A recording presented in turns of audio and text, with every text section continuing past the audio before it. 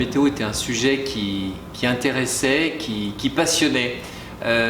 Qui passionnait parce que c'est une matière scientifique qui interroge très souvent, mais j'ai remarqué aussi très souvent que le temps qu'il fait, la météo, les conditions climatiques, c'est au centre de toutes les conversations. Et puis parfois des conversations étonnantes.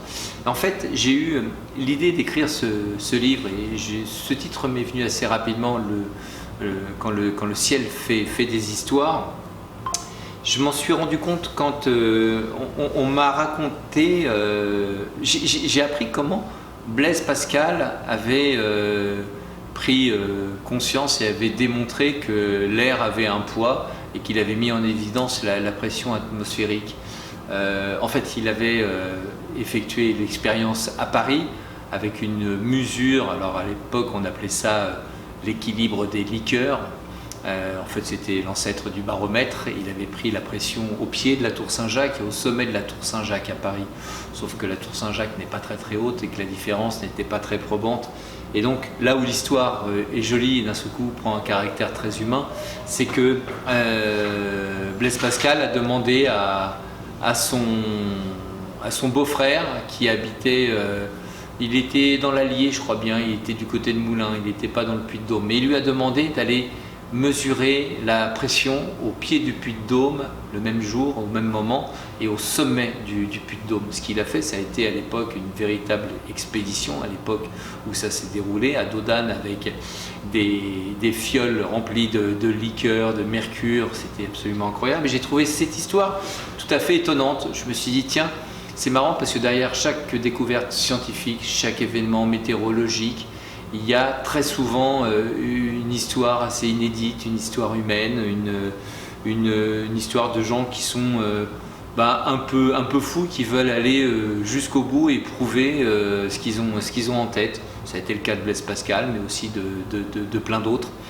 Donc voilà, je me suis dit, il y a plein de belles histoires à écrire.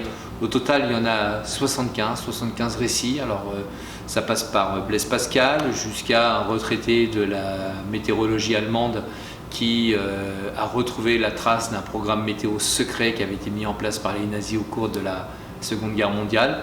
Et ce programme, il a été découvert en 1980 seulement. Une station météo qui avait été déposée au Labrador par les Allemands, secrètement avec un sous-marin. Une histoire tout à fait incroyable, on dirait du James Bond pendant la Seconde Guerre mondiale. Et puis surtout, ce retraité qui était extrêmement tenace et qui a voulu retrouver la trace de tout ça. C'est une belle histoire que j'ai voulu raconter, comme j'ai voulu raconter aussi l'histoire de ce colonel de gendarmerie dans le département des Vosges. Il y a quelques années de ça, il y a eu un coup de froid au mois de novembre.